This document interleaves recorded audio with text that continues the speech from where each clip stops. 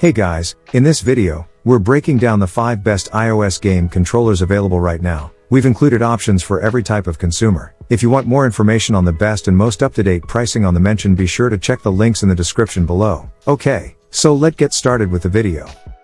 The first product on our list is the BEBONCOOL MC100 Gamepad. The build quality of the MC100 surprised me in the best way possible. While many mobile controllers feel cheap and plasticky, this one has a substantial weight that inspires confidence without becoming uncomfortable during extended gaming sessions.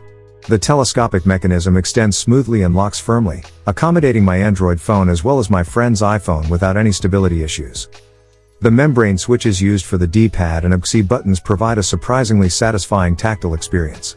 They're responsive without being too clicky, and the travel distance feels just right. After hours of platform gaming that required precise D-pad inputs, my thumbs weren't fatigued, a testament to good ergonomic design. The bumpers use membrane switches as well, providing consistent feedback, but the real stars are the Hall linear triggers. Unlike traditional spring-loaded triggers that can develop dead zones over time, these Hall effect triggers offered smooth, consistent resistance throughout their travel range. At number 2 is the Machenike G5 Pro Gamepad. The controller has a substantial weight that communicates quality without feeling cumbersome during extended play sessions. The matte finish resists fingerprints admirably, and the ergonomic design fits my hands better than both the Xbox Elite and PlayStation DualSense controllers I've been using for years. The Hall effect technology extends to the triggers, and the difference is immediately noticeable. Traditional spring-loaded triggers have a variable resistance curve that can make precise pressure control difficult. The back buttons are thoughtfully positioned where my middle fingers naturally rest.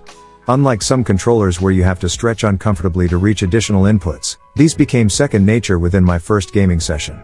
What sets them apart is the Mecha tactile implementation. They have the same satisfying click as the face buttons, so there's never any ambiguity about whether you've pressed them. During hectic Apex Legends firefights, this tactile confidence made a noticeable difference in my performance. At number 3 on our list is the OT42 FightStick Joystick controller.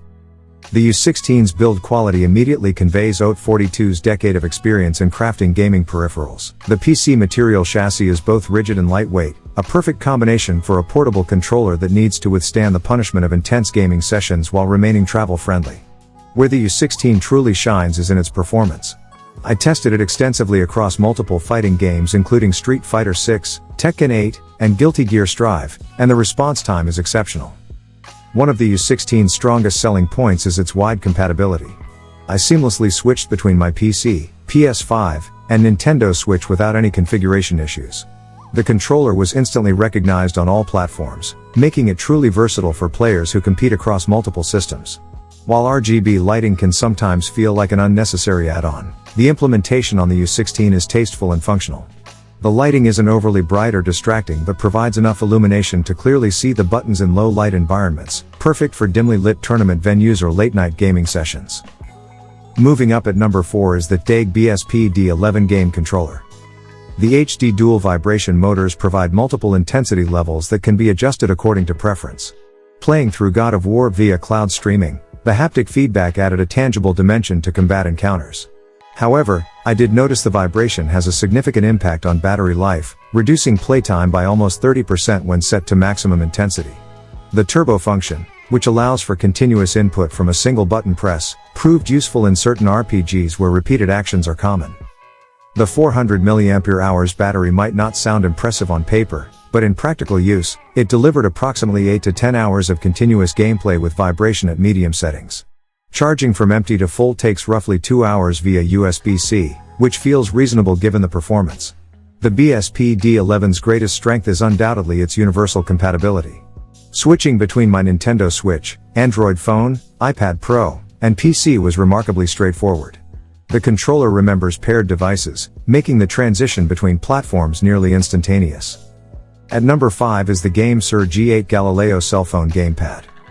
The first thing I noticed when firing up my favorite mobile titles was how the full-sized analog sticks transformed my gameplay. Playing Call of Duty Mobile, I found my aim significantly more precise than with other mobile controllers I've tested. The sticks offer that perfect resistance that console gamers will immediately recognize, neither too stiff nor too loose. The interchangeable magnetic faceplates initially seemed like a purely aesthetic feature, but they quickly became one of my favorite aspects of the G8 Galileo. Swapping between the included designs takes seconds, and the magnetic connection is strong enough that I never worried about them coming loose during intense gaming sessions. The laser engraved texture grips aren't just for show either. During intense gaming sessions when my palms typically get sweaty, the textured surface maintained a secure, comfortable grip. So that sums up today's video. We hope you enjoyed, and if you did, please leave a like on the video. And if you're new here, hit that subscribe button. Until next video, have a great day.